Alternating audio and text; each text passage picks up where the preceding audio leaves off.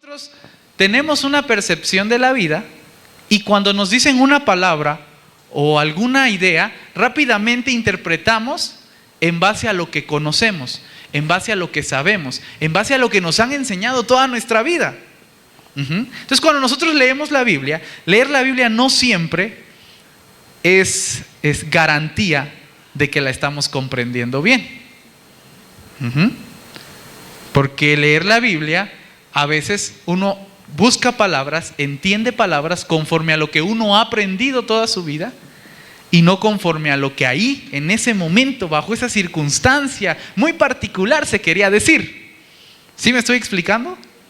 Por ese pequeño detalle de interpretación y de descontextualización, el sistema en el que vivimos, religioso y cristiano, tiene problemas. Y por esos pequeños detalles de interpretación, nos volvemos fantasmas, excluyentes, nos volvemos inquisidores, nos volvemos desfasados también del tiempo y nos convertimos en instituciones religiosas. ¿A qué me refiero con esto de instituciones religiosas? Bueno, primero, en sus boletines ustedes pueden checar el objetivo. Dice, reflexionar sobre el problema del dualismo y las consecuencias de la hipocresía interna, del solo hablar y del no hacer. Un ejemplo, todavía estamos en la introducción. ¿Sí me escuchan bien? Ok. Amigo, ¿le quitas un poquito de agudos? Ya saben que yo soy tremendo con los agudos. Un ejemplo rápido. Gracias. Sí sentí el cambio de agudos. Un ejemplo rápido. Cuando todos nosotros decimos, vamos a evangelizar, en nuestra cabeza se prende un chip acerca del concepto de evangelizar. Un concepto que nos han enseñado toda nuestra vida, un concepto que nosotros traemos una idea cultural acerca de cómo se hace, un concepto que realmente tiene un significado que se llama proselitismo. Eso es lo que nosotros nos imaginamos cuando nos dicen evangelizar. ¿Qué es evangelizar? Salgo, le comparto a alguien de la palabra, o sea, le hablo a alguien acerca del evangelio. ¿Sí o no eso es evangelizar? ¿Sí o no por muchos años tuvimos folletos y 5 puntos evangelísticos que debíamos decirle a los demás sobre cómo se debía evangelizar? ¿Sí o no? Y entonces eso es un concepto que ya tenemos tan arraigado a nuestra mente y a nuestro corazón que cuando decimos evangelizar queremos hablar del evangelio. ¡Oh, sorpresa!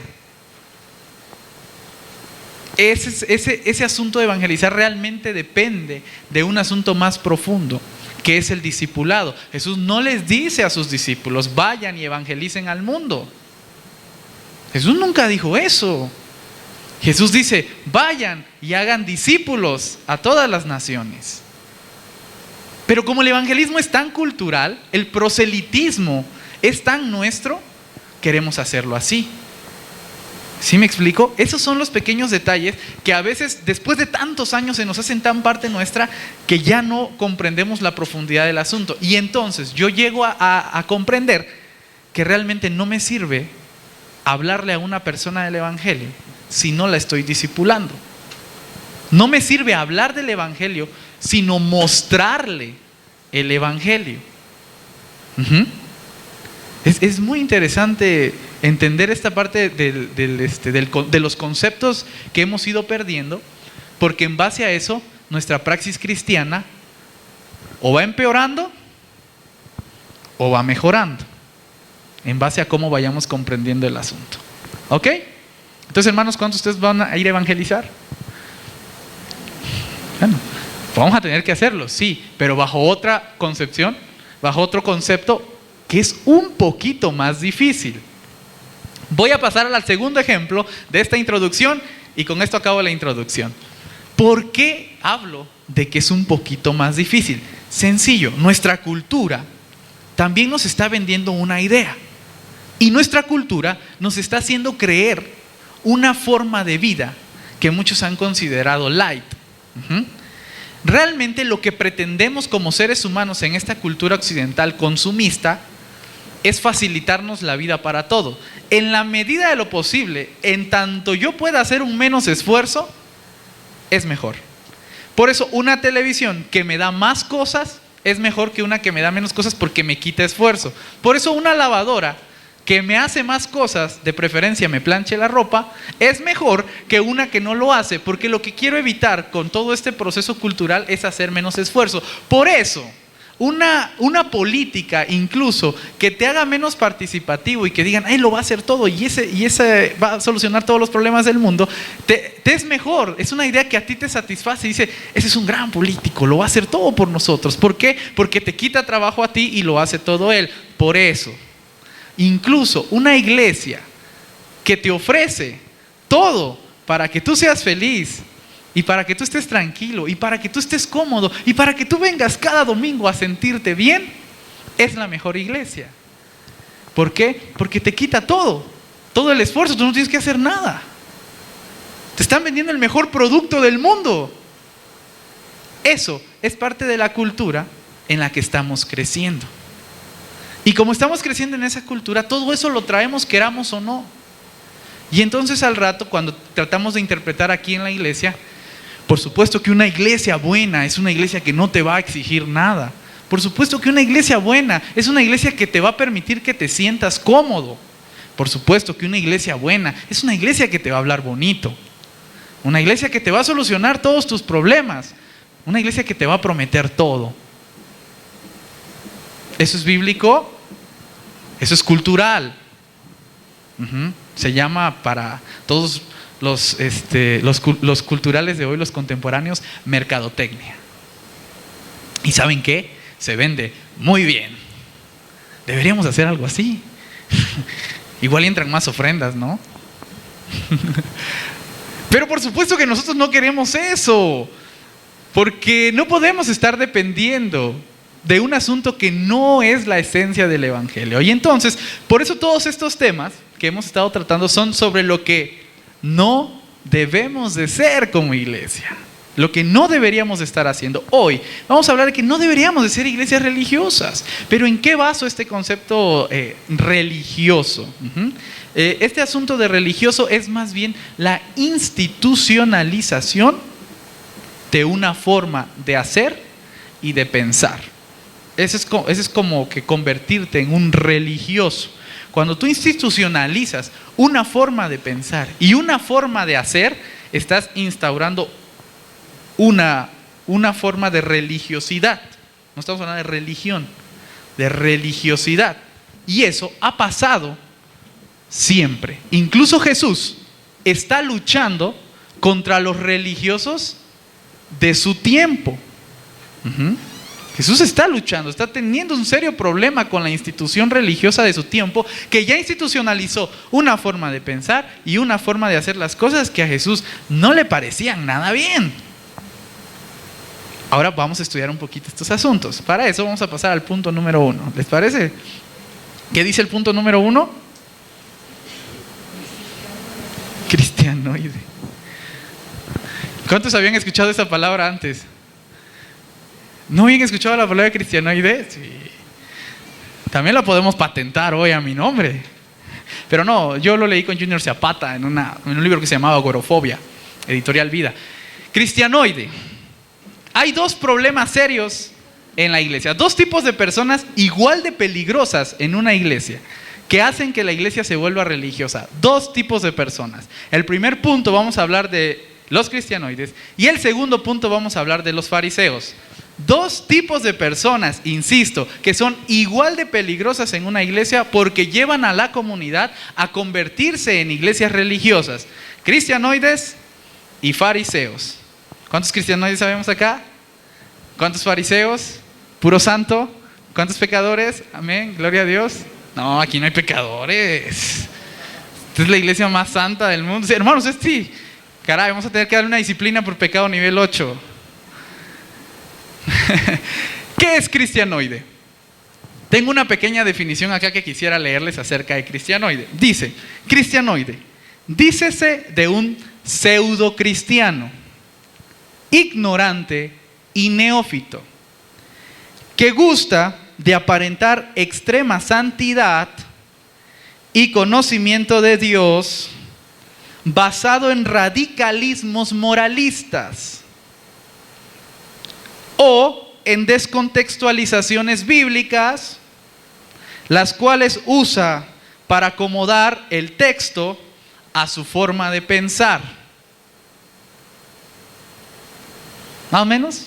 Más o menos por ahí. Va un ejemplo de cristianoide. Un radicalismo moralista, ¿no?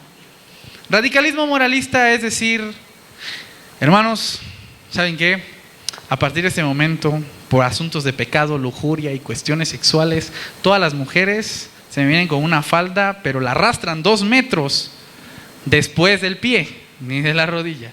2 metros, porque si es 1 metro, puede ser tentación para los hermanos de aquí al lado, ¿sale? 2 metros entonces, ¿va? Es un radicalismo moralista, tremendo. Radicalismo moralista, es decir, ¿saben qué? Como las relaciones sexuales son el pecado, entonces a partir de hoy todos vamos a hacer votos de castidad. Es más, ni en el matrimonio, celibato para todos. Dios los perdone. Radicalismos moralistas, es decir, por ejemplo, el hombre es el macho de la casa. Él manda, él hace todo lo que se tiene que decir y la mujer se somete a su marido, le obedece, agacha la cabeza y lo hace. Es más, si le pegan es por su culpa. Radicalismos moralistas. Hay muchos radicalismos moralistas, terribles. Yo podría ir poniendo otros, pero otros ya no van a sonar como radicalismos. De hecho, si sigo poniendo ejemplos van a empezar a sonar como, eso sí está mal, ¿no? Por eso evitaré seguir poniendo ejemplos. Ustedes ya saben cómo pienso. Después dice, o en descontextualizaciones bíblicas, las cuales usan el texto para acomodarlo a su forma de pensar. ¿Ok? Me he encontrado con un ejemplo los últimos años que he estado estudiando teología y que he estado en el pastorado. Y es que mucha gente usa de manera literal los textos que encuentra, los saca totalmente de su contexto, los hace una bolita de piedra y se los avienta a alguien. Eso es de cristianoides. Es creer que saben muchos textos de memoria, los cuales realmente ni entienden, pero que los tienen acá como una bala de cartuchos, listas para usar a ver a quién le cae. Sí, pues ese texto dice esto, ¡pum! Pues ese texto dice esto, ¡pum! Y empiezan a disparar textos. Entonces, para ese tipo de personas, hay un ejemplo que hoy quisiera compartir para que no fuera a pasar acá. Uno de los radicalismos moralistas también es que mucha gente detesta terriblemente los tatuajes. Detéstenlos, está bien. De hecho, muy probablemente dicen que si uno se tatúa no podrá donar sangre después.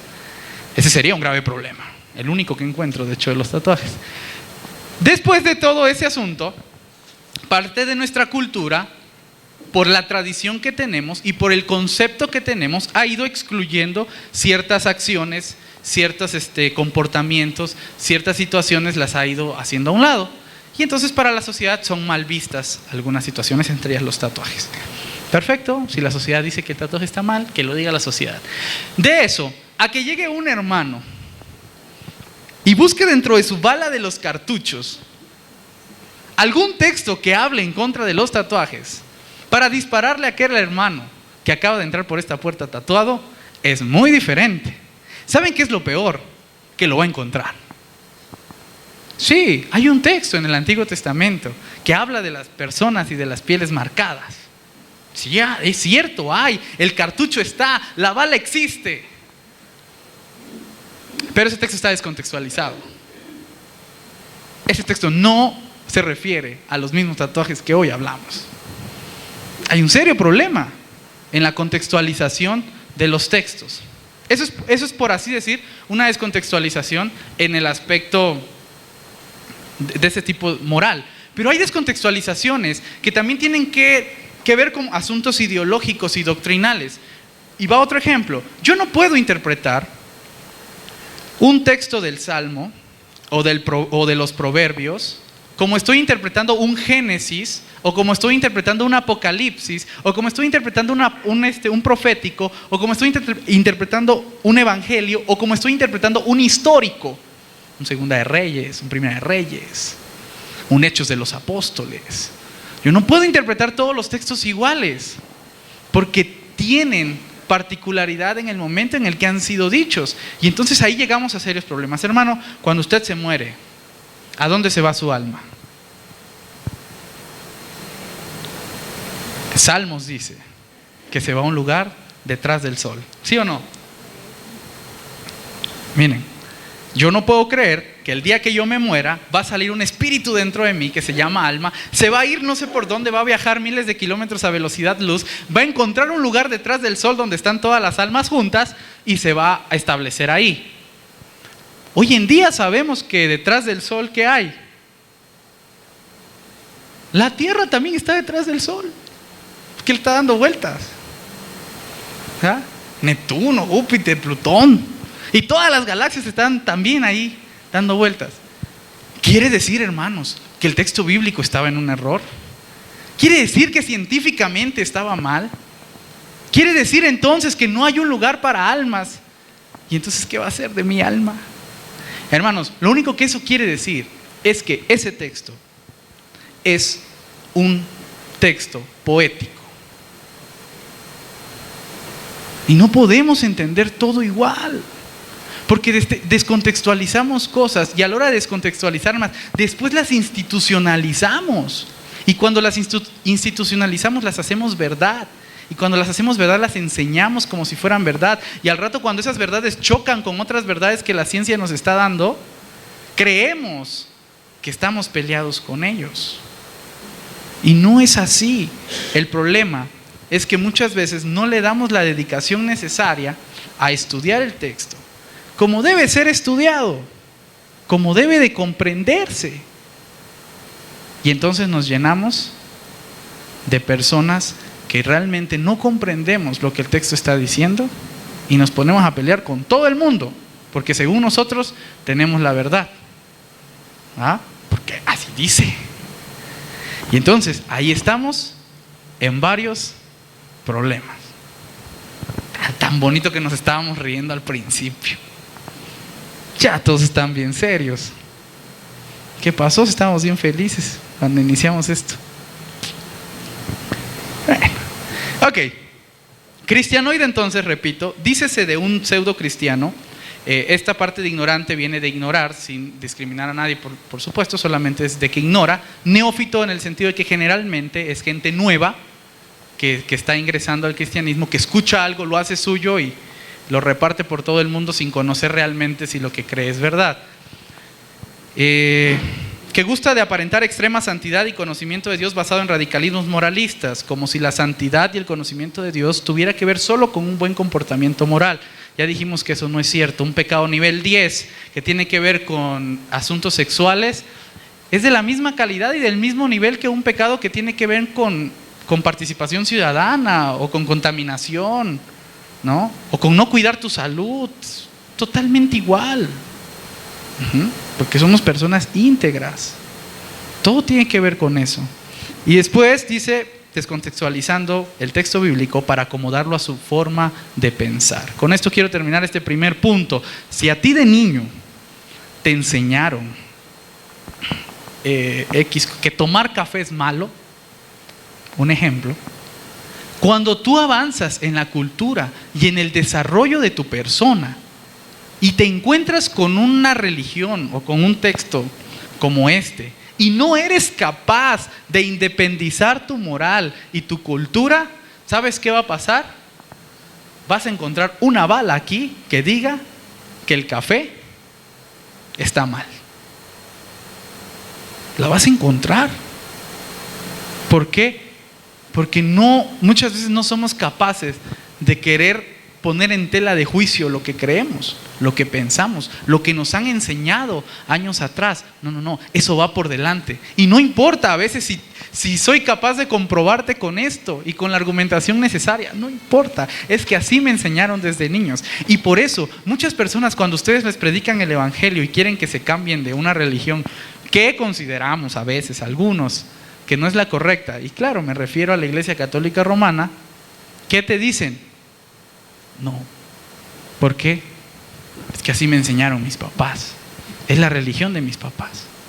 Pero cuando un reformado que se supone está entrenado para poner en tela de juicio todo pensamiento a la luz de la palabra, se encuentra con otra argumentación que le va a mover el tapete de sus creencias y de sus formas de pensar, ¿cuál es el argumento? No. ¿Por qué? Porque así lo he hecho. Porque así me enseñaron mis papás. Porque así me enseñó mi pastor de la Iglesia Nacional Presbiteriana de México, ¿no? Porque así me enseñó mi pastor de la Iglesia Bautista. Porque así me enseñó mi pastor luterano. Porque así me enseñó mi pastor metodista. O porque así me lo enseñó Dios, ¿no? Pues yo ni necesité pastor, el mismo Dios bajó y me lo enseñó. También hay un montón de esos. Y usamos el mismo argumento por no querer confrontar lo que creemos, lo que pensamos y cómo nos han educado a lo largo del tiempo. Yo les quiero confesar que lo más difícil que a mí me costó cuando estudié teología fue confrontar lo que a mí me habían enseñado. Es lo más difícil del mundo, confrontarlo y decir, no era como yo pensaba, y sientes que se te cae todo tu mundo de ilusiones. Pero después encuentras que hay una verdad mucho más sólida y mucho más profunda detrás de todo eso. Yo, hermanos, quiero invitarlos de verdad a que encontremos esa verdad mucho más sólida y mucho más profunda a todas las cosas. Yo quiero invitarlos a que nos dediquemos a ser buenos cristianos, a que si alguien de ustedes decide ser cristiano, es porque quiere ser un buen cristiano. Es porque quiere conocer y quiere argumentar bien y quiere saber el porqué de las cosas y está dispuesto a preguntarse por qué, pero también está dispuesto a estudiar. Si no, no se puede. Yo siempre les he dicho en cada clase y en cada reunión, hermanos, preguntas. No quiero que se crean lo que yo les digo. No se lo crean. No se lo crean, preguntemos. Tengo una argumentación para lo que digo y quiero que ustedes conozcan la argumentación y no la solución final. Si no, va a pasar lo mismo al rato. Va a llegar otro pastor, va a decir algo que yo dije diferente y otra vez en conflicto. No se trata de eso. ¿Ok? Entonces, hermanos, ¿cuántos cristianoides queremos saber acá? Ninguno. No me gustaría tener tantos cristianoides. Además que los que se ponen radicalmente moralistas son tremendos. Entonces, yo espero que no. Después, esta se empieza a poner intensa. Vamos al punto número 2. Fariseísmo contemporáneo. Según el texto leído, el cual no hemos leído, pero ahora vamos a leer, hay que autorreflexionar en las diversas situaciones que replicamos en estos días y que los fariseos ya hacían. Vamos a leer un texto que se encuentra en Mateo 23 del 1 al 36. Quiero volver a aclarar mientras buscamos Mateo 23 que esto no lo digo porque la iglesia sea así, no. Acuérdense que es el programa de temas para no ser así. Porque a mí me gusta ser bien fariseo. Entonces, para que ustedes me digan, no, pastor, no hay que ser fariseo, no. Bueno. Fui cristianoide entre los cristianoides, diría Pablo. Yo conozco a los cristianoides. Fui moralista entre los moralistas. De los mejores moralistas que ustedes puedan conocer, ese era yo, mis estimados hermanos. Fariseo entre los fariseos. Ustedes no saben cómo me gustaba a mí este asunto de ser fariseo. Así que a mí ya no me la cuenta. Si algún día se me sale lo fariseo, entonces yo creo que ustedes digan, hermano, no hay que ser fariseo. Si algún día a mí se me sale lo cristianoide, yo quiero que ustedes digan, hermano, no hay que ser cristianoides. Esa es la idea. Entonces vamos a leer Mateo 23 del 1 al 36. ¿Por qué creen que me sé todos los libros de la Biblia? Toda mi vida me la pasaba en concurso bíblico. ¿Qué cristianoide era? Señor, perdóname. Dice, entonces habló Jesús a la gente y a sus discípulos diciendo, en la cátedra de Moisés se sientan los escribas y los fariseos. Primer punto. Los escribas y los fariseos sí conocen la ley. Sí se la saben. Y se la saben muy bien. Ya no estamos hablando de cristianoides. Ya no estamos hablando de gente que ignora, que no sabe. Ahora pasamos a gente que sí sabe. Y sabe muy bien. Y argumenta todo lo que dice con la Biblia. ¿Será eso suficiente? Esperen el próximo capítulo. La siguiente semana, si quieren saber cómo termina esto, tendrán que venir. Así, que todo lo que les digan que guarden, guárdenlo y háganlo. Pero no hagan conforme a sus obras, porque dicen y no hacen. Hermanos, vamos a predicar el evangelio. ¿Está mal? No, está bien, pero no hagan como ellos hacen. Dale, ahí les encargo. Porque atan cargas pesadas y difíciles de llevar. Aquí está el primer asunto. Porque atan cargas pesadas y difíciles de llevar. Y las ponen sobre los hombros de los hombres, pero ellos ni con un dedo quieren moverlas. Este Jesús era bien pesado, por eso lo querían matar.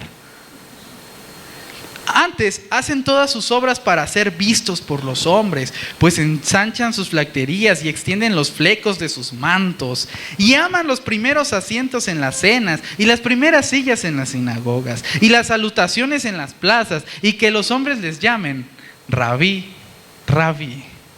Interpretación de hoy: yo me pongo la soga al cuello primero, ya eso le toca. Es ese pastor que le gusta que todo el mundo lo vea. Ese pastor que le gusta que todo el mundo le escuche predicar. Ese pastor que le gusta sentarse en la primera fila y que le gusta saludar a todos los hermanos al final para que todos lo vean y todos lo saluden. Es ese pastor que le gusta estar en todas las fiestas, en todas las reuniones y presumir de su extrema santidad. A quien le gusta que le digan Rabí. Oye, ¿a quién le decimos Rabí? A nadie, pero le decimos pastor, le decimos anciano, gobernante, le decimos honorable diácono, le decimos ministro de música y tantas cosas más, 1,000 millones de títulos. Y aquel a quien le guste eso por sobre todas las cosas está en serios problemas farisaicos. Sigamos. Pero vosotros no queráis que os llamen Rabí, porque uno es vuestro Rabí, el Cristo, y todos ustedes son hermanos. Caray. Pero es que él no es hermano porque él es el pastor. No. Sí es hermano. No, es que él no es hermano, él es ministro. No, él no es hermano ni es ministro, es diácono. No, ni es diácono, es pastor, arzobispo, arcángel, profeta, lo que quieran. Todos ustedes son hermanos. ¿Estamos? Todos nosotros somos hermanos. Tiene serios problemas el que quiera estar arriba de los hermanos. Serios problemas farisaicos. Y no llaméis Padre vuestro a nadie en la tierra, porque todavía hay un nivel más arriba que el de pastor, profeta, arcángel y apóstol. Padre. Porque uno es vuestro Padre, el que está en los cielos. Ni seáis llamados maestros, porque uno es vuestro maestro, y el que quiera ser el mayor de entre ustedes, sea primero vuestro siervo. Hermanos, bienvenidos al cristianismo. Ahora sí, ¿cuántos quieren ser cristianos? Está pesado. Si quiere ser cristiano va a ser siervo primero. Porque el que se enaltece será humillado, pero el que se humilla será enaltecido. Mas hay de vosotros, escribas y fariseos hipócritas. ¿Se acuerdan lo que dijimos la semana pasada? Dios no tiene tanto problema con el pecador. O sea, sí lo tiene, no voy a decir que no, pero tiene serios problemas, serios más, con los hipócritas. En verdad, pecadores habían un montón en este tiempo, pero Jesús se va tendido contra los hipócritas. ¿Sabe? Pecador, está bien, vamos a ir arreglando ese asunto. Hipócrita, ¡pam! Y Jesús no la perdona. Tiene serios problemas con los hipócritas. Y entonces dice: hay de ustedes, escribas y fariseos hipócritas, porque cerráis el reino de los cielos delante de los hombres, porque ni ustedes entran, ni dejan entrar a los que están entrando. No les dan chance de entrar. Ponen cosas tremendas, reglas incumplibles, montones de cosas, y no los dejan pasar. Hay de vosotros, escribas y fariseos hipócritas, porque recorréis el mar y la tierra para conseguir un prosélito, y una vez hecho, le hacéis 2 veces más hijo del infierno que vosotros. Este Jesús está bien pesado, de verdad, por eso lo querían matar. Es en serio. Sí, Jesús estaba intenso. Sí, todos se van años, buscan años a una persona que sea digna para que lo siga, buscan a alguien que sea digno para que sea el siguiente fariseo, y una vez que lo encuentran, lo hacen 2 veces peores que ustedes. Lo hacen 2 veces más fariseo, lo hacen 2 veces más cristianoide, lo hacen 2 veces más difícil, todo. Jesús estaba muy enfadado.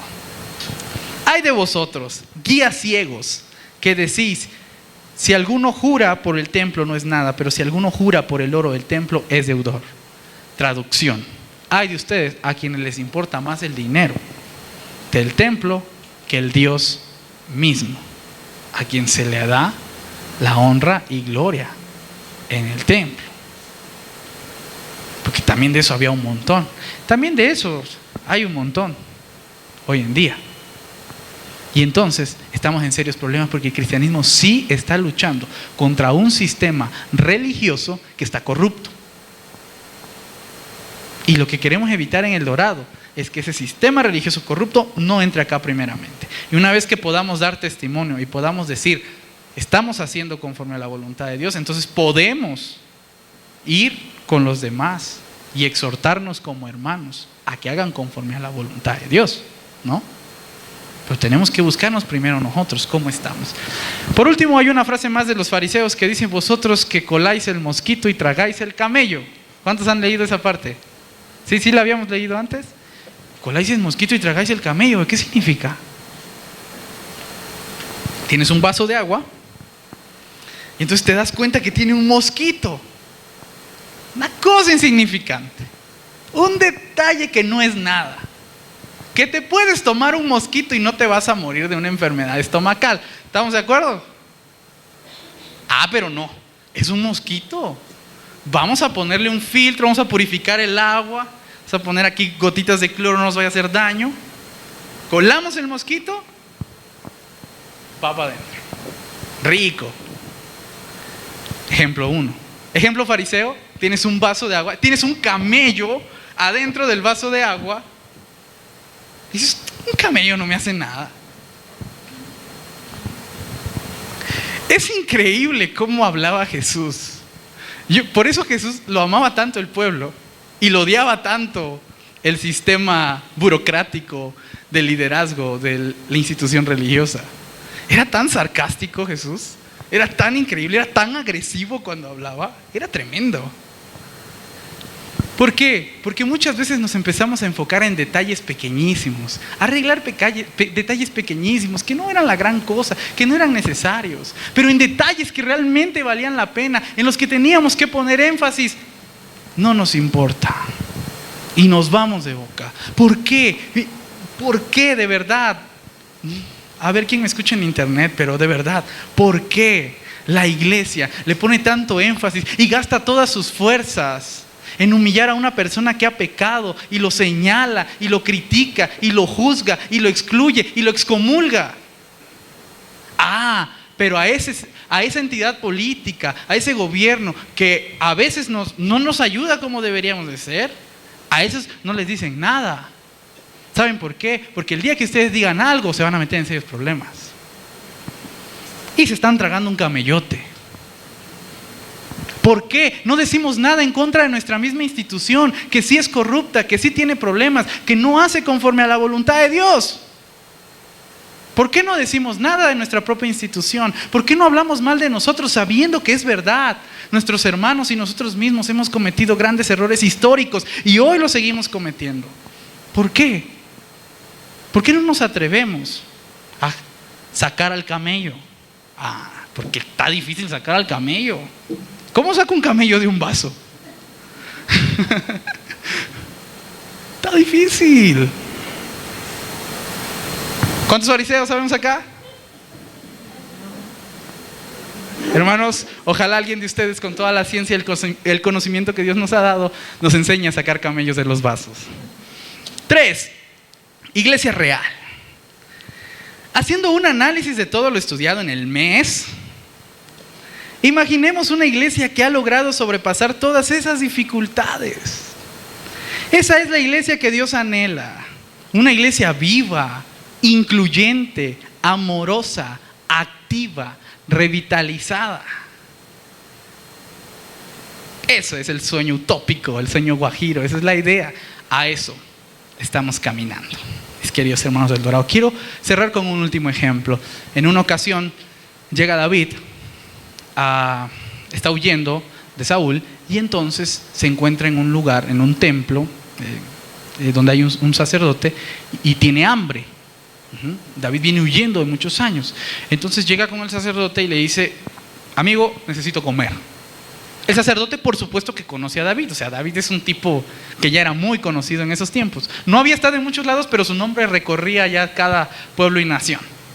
Entonces el sacerdote le dice: no tengo nada que ofrecerte, nada. Solo tengo los panes, la proposición, los que se ponen en la mesa y han sido dedicados a Dios. Solo tengo eso. Y la ley dice que eso solo lo pueden comer los sacerdotes. Así que, respuesta: no tengo comida para ti. Esa acción es una acción claramente religiosa que ha puesto por encima a la ley, a la institución, a la burocracia de la persona misma. ¿Saben qué hace el sacerdote? Les dice: pero no importa, come los panes, y se los da a David. Gracias a eso, David sigue caminando, llega a la cueva de Adulán, saca el gran ejército y entonces puede combatir contra los filisteos. La gente lo ama y se convierte en rey. Quiero argumentar esto con una posterior, que es Jesús. Cuando Jesús, en el día de reposo, está caminando con sus discípulos y está recogiendo espigas y toda la cosa. Y entonces llegan los fariseos y le dicen a Jesús: Jesús, estás rompiendo la ley, porque el día de reposo ha sido institucionalizado como una de las máximas normas del judaísmo, inquebrantable. Algo así como ir al culto todos los domingos en la mañana. Inquebrantable totalmente. No lo hagas, Jesús, porque te vas a ir al infierno si lo haces. Y entonces Jesús, el gran sabio Jesús, el maestro Jesús, por acá creo que tengo la cita, Marcos 2:26, creo que es Marcos 2:26, sí. Dice, les voy a decir una cosa: el día de reposo fue hecho por causa del hombre, y no el hombre por causa del día de reposo. Por lo tanto, el Hijo del Hombre es Señor del día de reposo. Traducción: la ley no fue hecha primero y después el hombre para satisfacer a la ley. Primero fue el hombre y la ley fue hecha para satisfacer al hombre. Por lo tanto, el hombre es el Señor de la ley. La ley está para servir al hombre, para hacer mejor la vida del hombre, para ayudar al hombre, y no el hombre para satisfacer a la ley, para ayudar a la ley, para idolatrar a la ley. Así no funcionan las cosas. Por eso toda la ley que a veces entendemos como prioridad, a veces no es la prioridad. La prioridad es la persona que usted tiene al lado. La prioridad es toda esta gente que usted tiene acá. La prioridad somos todos nosotros, entre nosotros. Por eso el mismo dice: un mandamiento nuevo os doy, que os améis unos a otros. Y sigue siendo ley, sí, pero sigue siendo ley comprendida.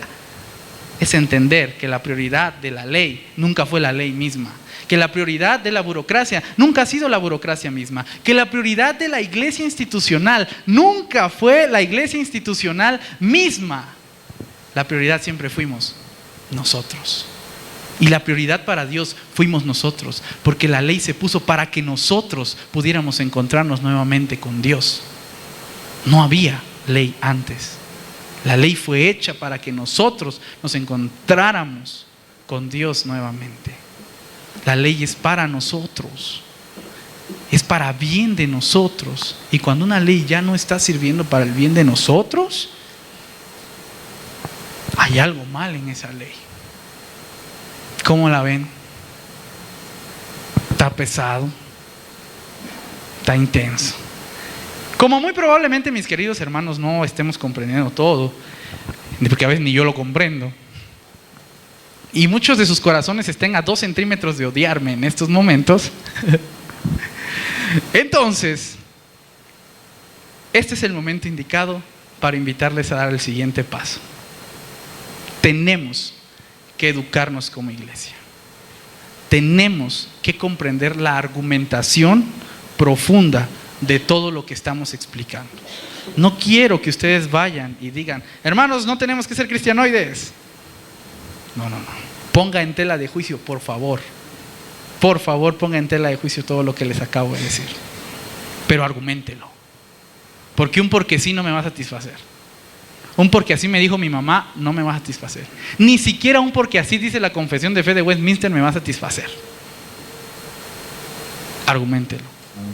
Y para eso, por supuesto que El Dorado le va a dar las herramientas para que usted pueda argumentar todo eso. Así que mis queridos hermanos, todos ustedes están invitados a partir del 6 de marzo a venir a formar parte de la Escuela de Formación Cristiana del Dorado, el cual les va a estar dando todas las herramientas para que ustedes puedan interpretar el texto, puedan crear una idea teológica correcta y bien argumentada del cristianismo de hoy en día. ¿Sale? Todos invitados. Los espero. Los esperamos. ¿Sale? Y así vamos a ir cambiando nuestra iglesia para no ser como no deberíamos de ser. Hermanos, aquí se acaba este ciclo de temas y la próxima semana iniciamos con otro nuevo. Que Dios les bendiga.